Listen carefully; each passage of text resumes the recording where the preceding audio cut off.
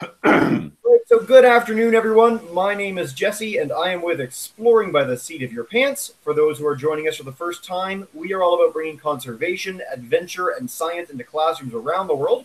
Right now, we are joined by 5 classrooms from across the United States. 3 more might be joining us soon. Let me give them a chance to do a bit of a shout out. So we have Miss Evans, grade 6s in Haines, setting the bar extremely high for enthusiasm for eclipses. We've got Miss Hughes, grade 5s in Benito, California. Hi, guys. This slight awesome robotic delay. We've got Miss Lackey's grade 5s in Freehold in New Jersey.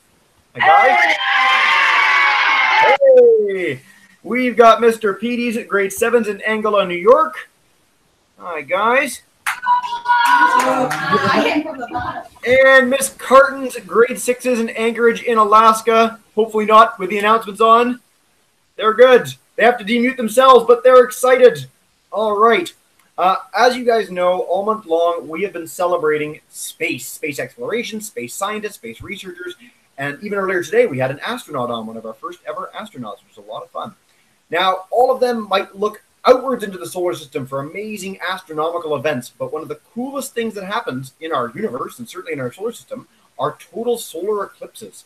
So with us here today is David Makepeace, joining us for the, I think, 5th time or so, who's going to share with us what exactly a total solar eclipse is and detail his adventures traveling across the entire world to all 7 continents in pursuit of them. Without further ado, thank you so much for joining us, David, and take it away. Thank you very much, Jesse. Very happy to be here during the Space and Astronomy Month at Exploring by the Seat of Your Pants. I have to say that space and astronomy, probably my favorite subject of all time, not just because of the solar eclipses that I've been seeing for 25 years, but because of the amazing facts that we get to learn because of space and astronomy. Amazing things like the fact that a long time ago, when stars exploded, tiny little pieces of stars went flying through the universe and then created the Earth and then created all of the people that are on the Earth. So you mean that I'm actually made out of tiny little bits of exploded stars, little bits and pieces of stars? Well, yes, that's exactly the truth. And when you look over at the sunset and everybody goes, oh, that's so beautiful, that's so amazing, and then people bring out their cameras and they want to start taking pictures of the sunset, it's almost as if, wow, I'm made out of little bits of stars, and there's our star, the sun, right there. And I think that's why people are so awed by it and why it's so incredible, is that you're almost recognizing a piece of your heritage, your cosmic heritage. I'm made out of stars, there's the star as well. It's almost as if you're seeing a reflection of yourself. Now, that sounds crazy, but of course, it's not. It's an actual fact. You're made out of little bits and pieces of a star that exploded a long time ago. And they call that a big idea. That is a big idea. The fact that you might actually be connected to the sun or have a relationship with the sun of some kind, that is a big idea. And this is why I love space. And why I love astronomy is that it forces my mind to start wrapping itself around some of these really big ideas. And I find that really exciting. So that leads me to ask all of you who are listening to me right now a sort of a simple question. A lot of the time we spend thinking about things that we don't want to do, things we'd rather not be doing. Like, I don't want to get up this morning. I don't want to go to school. I'd rather not do that. So think about this for a minute. What is the best experience that you could possibly have? Just think about that just for a moment. I'm not going to ask you for the answer. Just think about it to yourself. What's the best experience that you could possibly have in the whole world? It could be going to the space station. It could be meeting somebody. It could be having a certain experience or a certain thing. Just think about that to yourself. Now, like I say, I'm not going to ask you to answer it, but I do want you to think about that as we go along.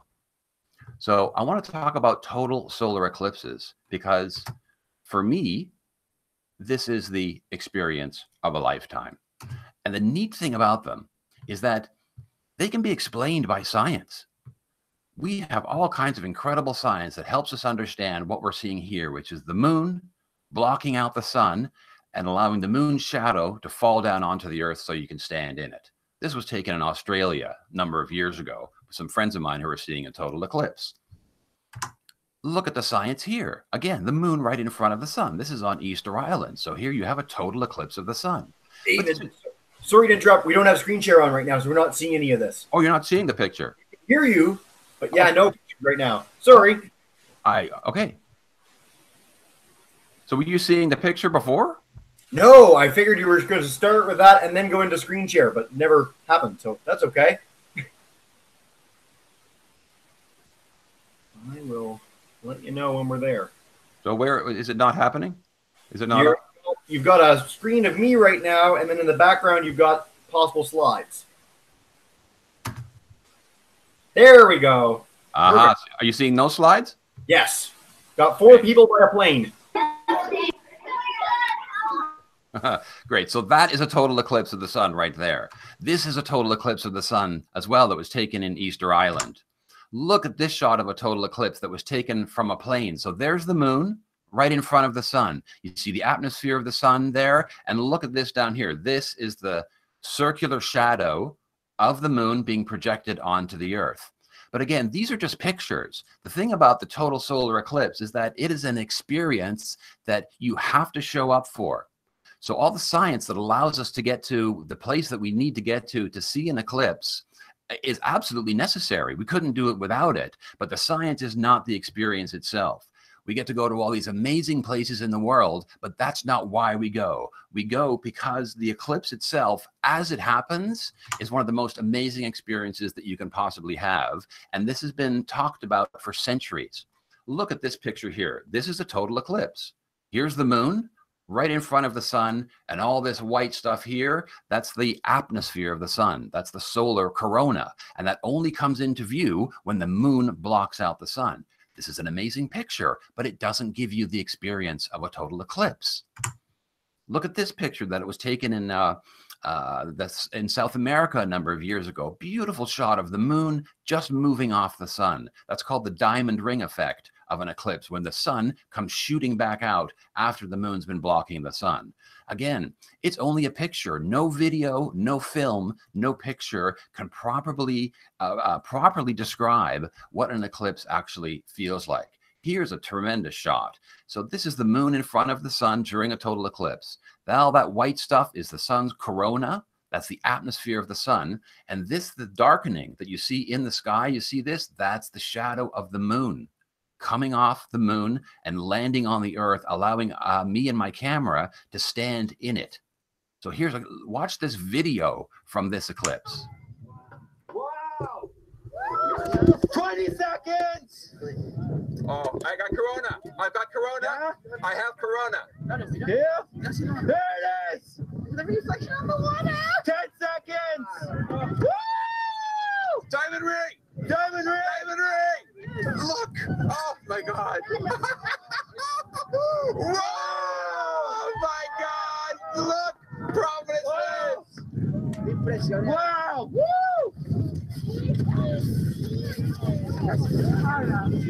Oh my God!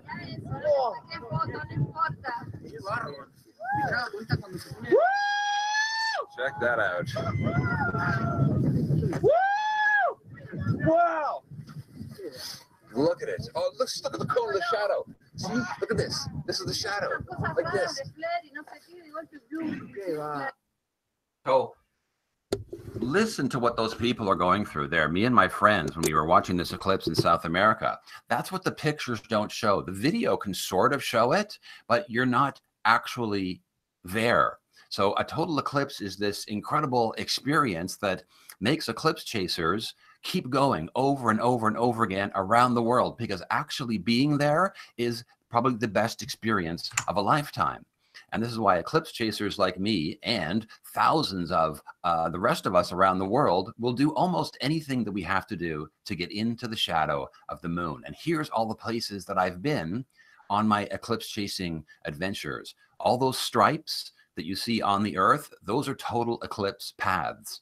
When the eclipse happens over the years, you can go and stand anywhere inside one of those paths and you'll see the moon block out the sun. And then all the other little purple dots that you see, those pins, that's extra travel that eclipse chasers like to do when they're going somewhere to see an eclipse. So we're talking about covering the entire globe here for an experience. So what must this experience be like if people are going to such great lengths to see this thing?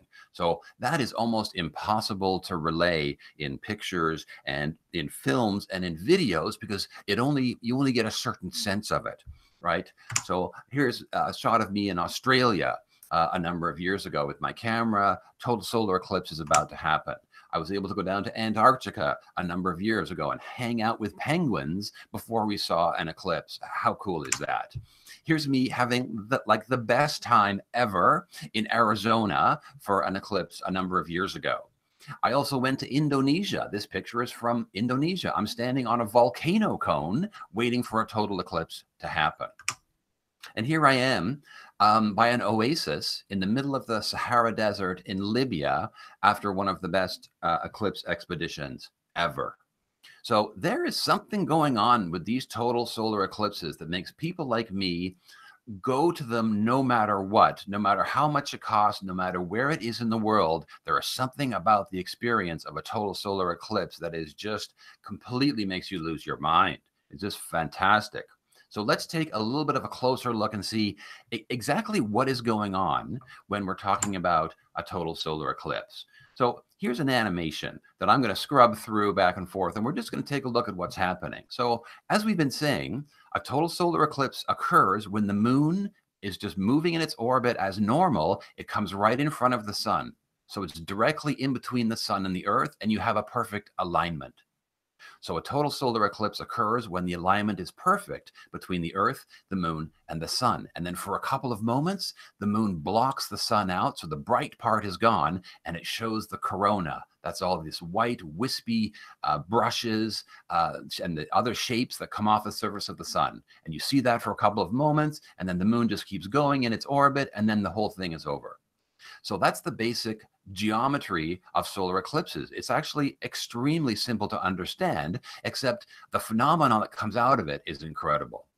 So here we go again. The moon's just moving along in its orbit, and it starts to move in front of the sun. For about an hour, you get what's called a partial eclipse, because only a part of the sun is covered. You see, all of this part is covered.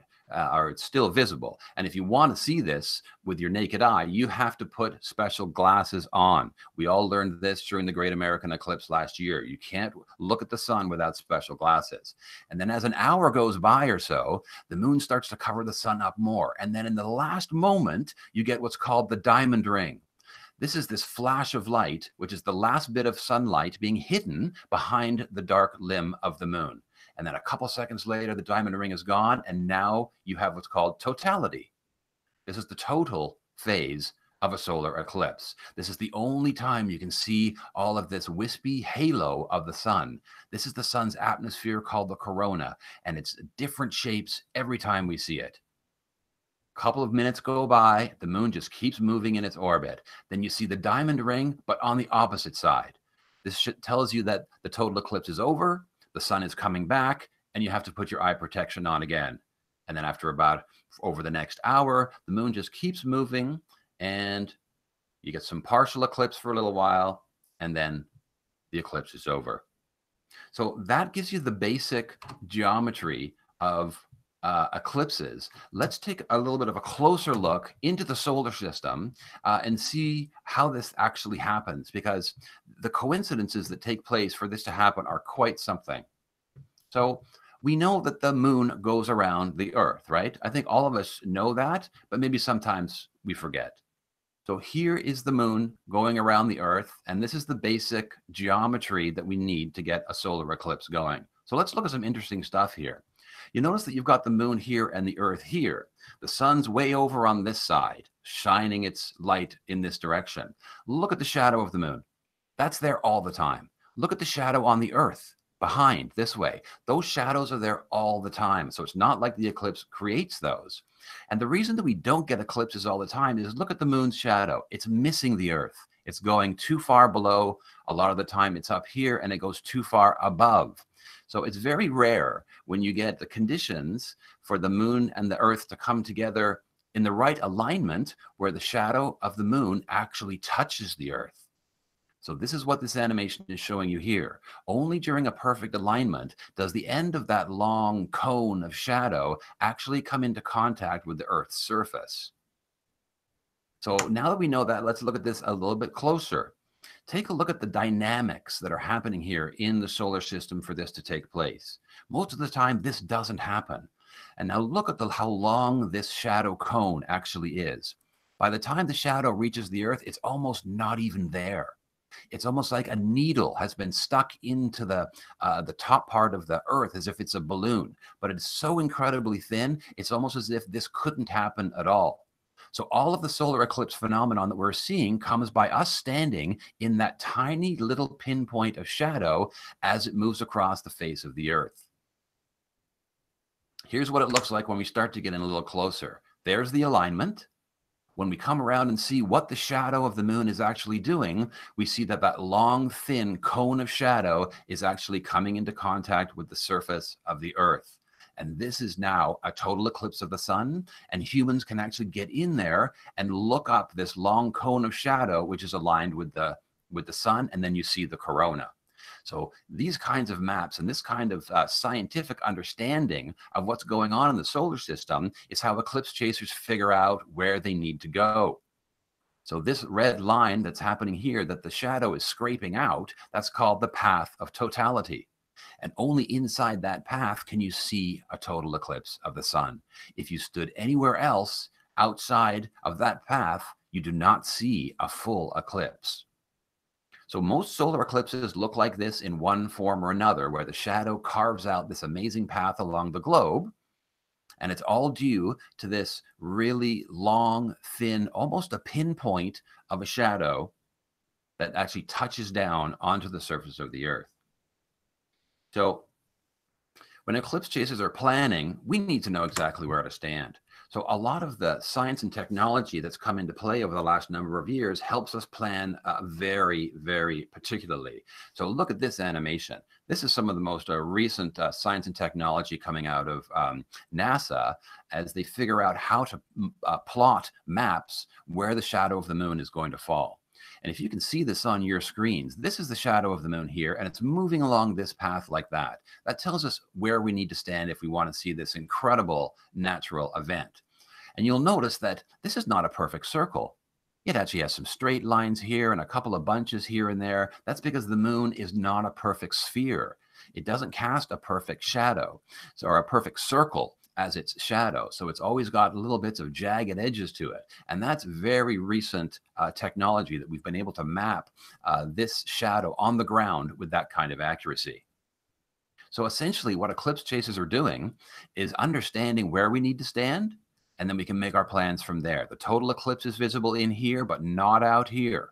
Not out here either. You have to stand somewhere inside of here if you want to see the shadow of the moon come racing along and then block out the sun in this incredible experience called a total eclipse of the sun. So let's move on and take a look, because I've been everywhere to see these things. And I think we need to take a look at some real footage. So let's take a look at some actual footage that I've taken. So the Great American Eclipse was last year. Probably a lot of people watching now maybe even actually saw this eclipse because it came right through the middle of America. And what I love about seeing these eclipses is capturing the moving shadow. So when I scrub through this video, you'll see that the sun gets extinguished there by the shadow. The shadow stays on top of us, all this darkness, for only a couple of minutes, and then the shadow races off to the left. You'll see the shadow disappear over to the left. Hopefully you can see that on your screens. So if I jump back to the beginning of the video, look how dark it is over here. That's the shadow starting to come in. And then 3 minutes later, when the eclipse is over, the shadow's jumped over to this side and it keeps going. And in the middle, we've had a total eclipse of the sun. And that's the shadow dynamics that are so interesting to see when you're standing there. And it's part of one of the reasons why it is such an emotional and an overwhelming experience, is that you're actually seeing the shadow of the moon move across the Earth. And that is quite something. Let's take a look at some of this film that I took in Indonesia. So by now we know that this is the path of the shadow moving along. I'm standing on a little volcano cone in the Indonesian islands here, waiting for the shadow to arrive from the total eclipse. Take a look at the shadow arriving here in this video. All of a sudden, it's dark. Watch again. Watch the sun as it gets blocked by the moon. And now watch again as the shadow moves across these clouds and then darkens the horizon over here. That is the action of the shadow of the moon falling into place during a total eclipse of the sun. It's almost as if the eclipse is like a cosmic light switch. The eclipse can turn daytime into night in a matter of seconds. This is one of the reasons why it is such a powerful experience. Nothing else can do that. On this shot, I was able to get the leading edge of the shadow coming into our perspective. So there's a total eclipse on this side, but not over here yet, because the leading edge of the shadow is right in the sky here. You can see it's still bright over here, dark over here. So this is one of the most incredible pictures I've been able to get that shows this celestial mechanics that we were looking at in those animations. It actually shows it in an actual video picture. And all this lovely orange sunset glow, that's what you see every time during a total eclipse. So take a look at this shadow action from China. Look at the shadow racing in. That is a fantastic video. Just watch this a couple times. Daytime, and then a couple seconds later, the shadow rushes in. The sun is in total eclipse, and the darkness descends. So that is very exciting, folks. I just have to say, when you see that for yourself and you get out there and you actually see that shadow racing towards you, this is really quite something. So again, if I could give you the experience of the total eclipse, I certainly would. It's the most fantastic thing I have ever seen, and it really is the experience of a lifetime. It is one of those big experiences, but you have to be there to see this thing for yourself. All these pictures and the videos, they just will not do it justice. So let's take a look at some of the things that we've just learned about eclipses here. Just going to review some of the facts and the figures. So total solar eclipses, or TSEs, they are predictable. So because of the mathematical nature of the solar system and of the universe, we can predict these things, both forwards and backwards through time. So predicting them forward is important because we need to know where to go next to see an eclipse. And it's very interesting to be able to wind eclipses backwards, because then I can say, oh, what eclipses did Shakespeare see? Because Shakespeare, he wrote about eclipses in his plays and in some of his poems. So we can find out what eclipses might Shakespeare have actually seen. And that's really cool because eclipses are predictable. A total solar eclipse occurs somewhere in the world about every 18 months. So sometimes a little bit longer, sometimes a little bit less. But on average, eclipse chasers can get out and see a total eclipse around every year and a half. A total solar eclipse can be witnessed from the same place on Earth every 375 years. So this is why we have to get out and travel to see solar eclipses, because if you stay on the same place and you don't travel, you have to wait 375 years for an eclipse to come to you. And that's just not going to work. You got to travel. So almost identical eclipses occur after a period of 18 years and 11 days. This cycle of repeating eclipses is called the Saros Cycle. So this is one of the fascinating things about eclipses, is that they are not just predictable, is that they keep coming back in cycles over and over and over again every 18 years. And this is because the moon makes that motion over and over and over again every 18 years. So the moon is in charge of all of this magic around solar eclipses. You see in this picture here, the moon is exactly the same size as the sun, isn't it? That's how they line up, and it causes the sun to be blocked out completely. Well, that's called the Great Coincidence, because the moon is 400 times smaller than the sun, but it is also 400 times closer. So they actually appear to be the same size in our sky. Without this incredible coincidence, the moon and the sun would not appear to be the same size in the sky, and we would not have this amazing phenomenon called the total solar eclipse. The phase of the eclipse when the moon completely covers the sun is called totality. That's the phase that you see right here in this picture. During totality, it's dark enough to see planets and stars in the sky. And that is amazing because this happens in the middle of the day. Totality can last a maximum of 7.5 minutes. That is the theoretical maximum length for a total eclipse. But usually the ones that eclipse chasers see are around 2 to 3 minutes because that's more the average. And I've never seen an eclipse that was 7.5 minutes long, and I would love to. Earth is the only planet that can see a total solar eclipse. And I find this fascinating. There's hundreds of moons that we've now discovered out in the solar system, around Mars, around Jupiter, and none of those moons eclipse the sun exactly the way that our moon does. You have to be a human to see a total solar eclipse. People who chase eclipses, yes, we see each other over and over again at eclipses all around the world. People ask me this all the time. And yeah, there's thousands of people all around the world who love eclipses. And anytime an eclipse happens, we get together, we see each other again every couple of years, and we've all made some great friends out of this. Now, but the average person in the world, they'll never see a total solar eclipse in their lifetime. They're too rare. They happen too far away. People don't know that they're happening. And the average person during their entire life will never see this most incredible experience of a lifetime, which is a little bit too bad because people really need to see this at least once before they die. So I've put together some reactions from bits and pieces from the news that we got from the Great American Eclipse last year to show you what it's like when some people finally do get to see an eclipse.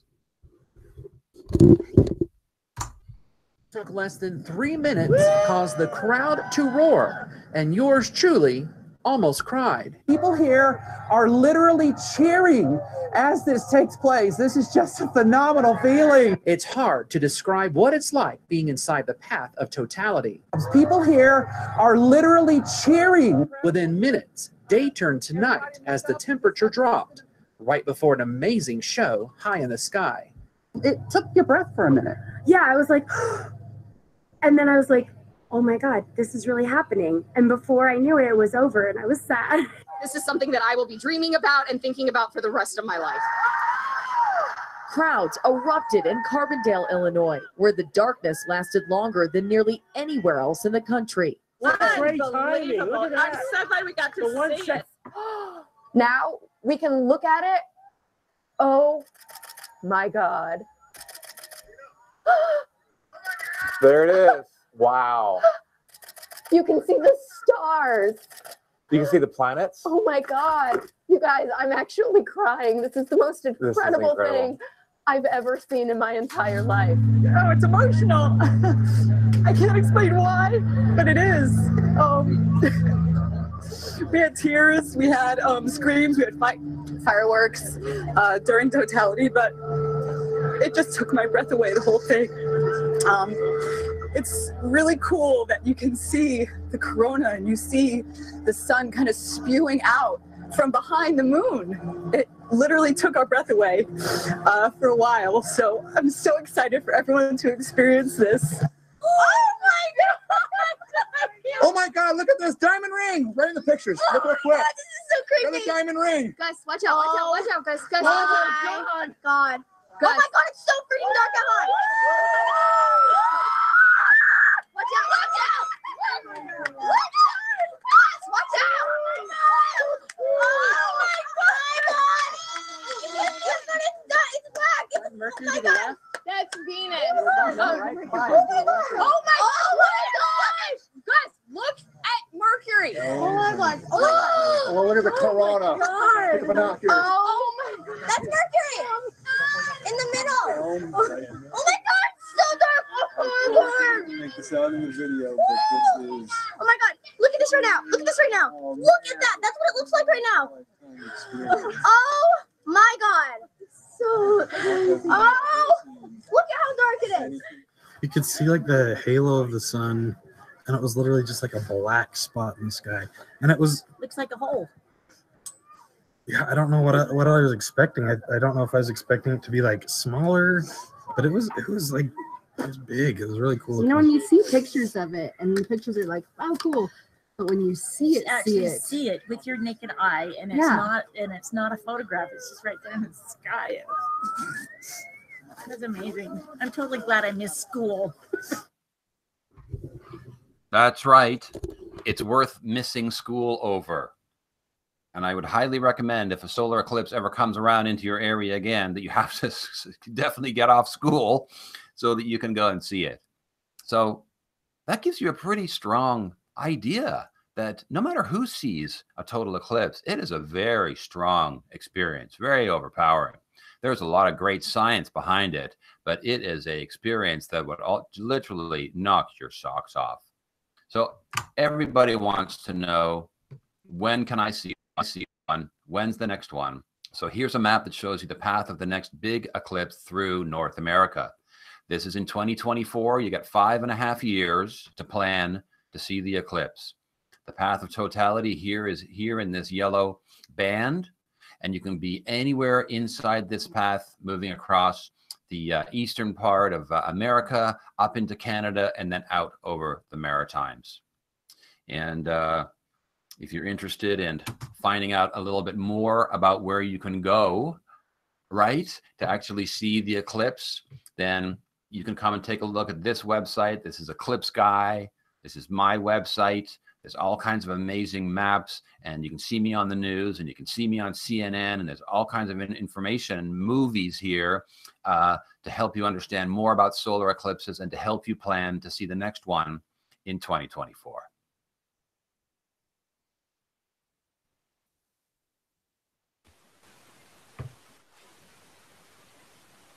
Outstanding, David. That was marvelous. Do you like eclipses? I was trying to get it from the presentation. I'm not quite sure. I'm warm on them. Yeah. All right, you guys, it's time for questions, and we're going to start with Miss Evans' class. Wow, we're just, okay. That's what this is all about, giving you guys the chance to ask questions. I'm glad you're so excited, though. Before we get a question from you, I have to ask, you guys are the only class, I think, that might have actually been in the path for 2017. Did you guys see the total eclipse? Yeah! Yes! All right, well, we're glad you're here then. So if you guys have a first question, come on up and go right ahead. Okay, loud voice. What was your favorite scene and where was it? So they want to know how many he's seen and what's been his favorite location. Okay, I've seen 23 eclipses around the world, 16 total eclipses, then a bunch of other partials and annular eclipses. And I think my favorite one, although it's very hard to pick because they're all amazing, you can't pick your favorite, but I will say Libya in 2006. The desert, the people that we met, the sky was perfectly clear. You could see the shadow coming for miles. The eclipse was like over 4 minutes long. It was incredible, just perfect conditions, great place to see an eclipse. It just added up to be one of the best. Very cool. All right, let's go to Miss Lackey's class. You guys have a question? Yeah, go ahead. Does the solar eclipse have an effect on our planet besides the sun? Yeah, good question. Not really. So there's no sort of physical or astronomical effect that takes place because of the eclipse, except the fact that the eclipses of the kind that we're talking about always take place at a new moon. And the new moons and the full moons always affect the tides. So we've known that for a long time. So during a solar eclipse, you've got a new moon because it's moving in front of the sun, and you may have some effects on the tides there. But there's no other real physical or astronomical effects on the Earth itself. The real thing is the people. It's the effects on the people that make all the difference. We can tell from that great video, which we didn't have in some of your earlier presentations. That was a real treat today. Yeah. Before we go to our third class, I want to mention, too, we've got a few groups watching on YouTube Live. If you guys want to type in questions in the chat bar, I can pass them on directly to David, so just do consider that. But let's go to Mr. Petey's class. If you guys have come on up. Let's put it on. Hold on, I got to take it off of mute. You're good. Oh, we did take it off of mute. Yep, I got the power. Say it loud. So, what time do you think it would be like best, like during the day, to like see the solar eclipse happen? Like during like sunset or in the middle of the day, or? Well, that's all depending on the geometry of the eclipse and then where you happen to be standing. So I've seen some eclipses as the sun is rising. I've seen some around noon right overhead, and I've seen some right over at the end near the sunset point just before the eclipse sets. So a lot of that depends on where do you want to stand, because where is the sky the clearest? You have to remember, if clouds come along for this, you don't see anything. So when you're planning your eclipse, you want to make sure you go to where the skies are clear, it's dry, it's sunny, so that you can make sure that you see it. And then wherever the eclipse is in the sky, that's where you look. It could be a little bit more over there, a little bit more that way. It doesn't really matter as long as there's no clouds in the way. I don't want to take a question from one of the classes, but I do want to follow up quickly. Have you ever gone somewhere distant and then been there and then the eclipse was blocked by the clouds? Has that ever happened to you? Yes. Eclipse chasers call that being clouded out. We got clouded out. So it's happened very few times. On average, for eclipse chasers, it happens every one in every 6 total eclipses that you chase. So I've been very lucky. I've only had it twice in 16 total eclipses, and I've had another annular eclipse be totally clouded out on the West Coast. But that was a long time ago. And it is disappointing, but all of astronomy is like that. If you want to see what's going on in the sky, you have to show up, see what's happening, and if there's clouds there, you just got to come back another time. Right. Let's go to Miss Curtin's group. You guys have a question? Yeah. Come on up. Oh, Ted Carton, right? Yep. Oh, perfect. Come on up, Roman. So I want to make sure that this makes total sense. So go ahead and ask it, and we'll clarify if need be. My question is I was wondering if there's always a solar eclipse going on in the world. Because you said that needle is always shining, and there's always that shadow cast. So he was wondering, does that mean that, say, if there were other things in the solar system, that something is always being eclipsed at any given time? That is a superb question. And I would say, if you're looking at the entire solar system, I would say yes, because we now know there's hundreds of moons scattered throughout the solar system around Mars and around Jupiter and the other planets. And the way that every single object in the solar system must have a shadow attached to it. The sun is so bright, you can't put an object in the solar system without a shadow. There must be a shadow. And with all of these moons and planets whizzing around in their orbits, the shadows are flying around space. They have to be landing on each other. A lot of these events are called occultations, which means that two things get in the way of each other. So they're not necessarily categorized as an eclipse, but they are categorized as an occultation, where one thing moves in front of the other. So I would venture to say that at some point in the solar system, at any moment, that there are shadows falling across from one object to the other. But of course, you don't ever have any of those objects creating total solar eclipses the way that we have on Earth. As I mentioned before, humans are lucky in that we are the only planet in the solar system that sees this phenomenon exactly the way that we do. So that's a lesson to anyone who might become a Martian astronaut in the future, is that you will not get this experience out there. You have to be on Earth, and it's more fun here anyway. We cut grass. Indeed. All right, let's go to Miss Hughes' group.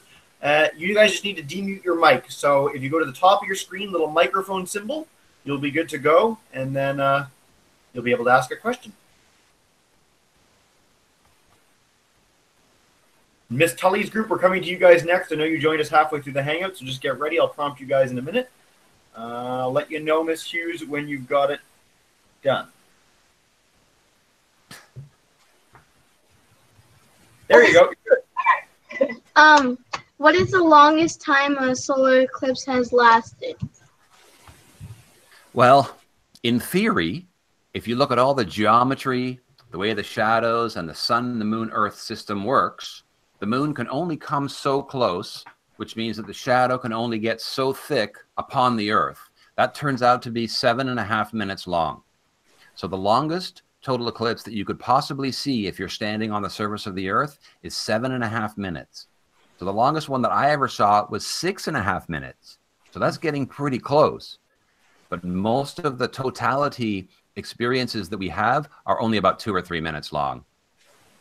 Just a quick follow-up. Do we know how long the shadow is going to be on the Earth ahead of time for an eclipse? You said they're very easily predictable. Can we know that an eclipse in, say, 40 years is going to be 4 minutes or 6 minutes or Yes, we can with great accuracy, although as the date approaches, there are small additional calculations that can be made because of how unpredictable small perturbations are in the Earth, Moon, Sun system, and that could add or subtract several seconds. But in general, yes, for many decades, even centuries in advance or in reverse, you can get quite specific about totality durations. Excellent. And goodbye to Mr. P's class. They just had to leave, but they're switching over their classes. So let's go to Miss Tully's group, who I can actually demute because that class left. So if you guys have a question that are standing by the computer right there, go ahead. Go ahead. How far did you travel to see? What was the longest time that you traveled, basically? To see a solar eclipse. To see a solar eclipse. Well, I think I would go as far as I had to go, even if that meant going off the planet, which obviously I can't do because I'm stuck on the planet. So the farthest that you can basically go is Antarctica, like right to the bottom of the planet. You can't go any further because then you go around and you start coming back the other side. So I've been to Antarctica a couple of times, and one of those times we did see a total eclipse, and we were the first humans to ever see a total eclipse from Antarctica. Very cool. For some of the kids that might not have taken a plane before, can you explain how long it takes to get to Antarctica from Toronto? A very long time. Perhaps the better part of a day and a half, because of how many different planes you have to get on when you're connecting to get you all the way down to the bottom, the tip of Patagonia. Then you got to get on a ship, and then you're still 2 days away. So it's a good while, but super fun the entire time. Outstanding. All right, we've got time for a few more questions. I know some classes are turning over right now, so let's go to Miss Lackey's class, see if you guys have a question. I skip a slide. Do you research solar eclipse for a hobby or a career? It's mostly my hobby because, as I was saying before, the experience of going and seeing it is the best thing that you could possibly do. After I saw my first one, I was convinced that I needed to see this as many times as I possibly could in my life. So it really is a hobby, although the longer that I go along, the more films that I make about it and the more that I start talking about it out in the world, it's almost as if my hobby has become a career. So I'm slowly starting to get paid for some of the films that I've made and to start talking to people and to raise the awareness of this incredible event. So what has really been a passionate hobby for me is slowly becoming a career. Outstanding. All right, we'll take one last one from Miss Carton's group. If you guys have a question, come on up. At the very end, we'd love to get a photograph if that's possible too. Here's yes, absolutely. How many years have you traveled to see a solar eclipse? Yeah. How many years? Yeah. How long have you been doing this? 27 years. So that's a few years. Even when I say that to myself, when I hear myself say that I've been doing this for 27 years, I go, oh, that's a long time, but worth every moment. I can't tell you enough how great this experience is. Awesome. Before we wrap up, and with a caveat that we are going to stick around so you can take a picture with Miss Carton's group, is there any last message you want to share with the classes, David? Well, just that the opportunity to see a total eclipse does not come around very long. You might think that, well, we saw some pictures and we saw some videos and it was kind of interesting. Don't let that be the final decision maker. This has been changing lives and making people go out of their minds for centuries because it is probably one of the biggest peak experiences that you can have in your life, to witness the cosmos in this kind of glorious, beautiful experience. So when it comes around to our neighborhood in 2024, do not miss it. Outstanding. All right, so what we do at the end of every Hangout, David, is I'm going to demute the mics of all the classes. So Miss Lackey's class, Miss Carton's class, Miss Tully's class, Miss Hughes's class. And if all you girls and boys could join me in saying a huge thank you and goodbye to David. So go right ahead. Everybody go.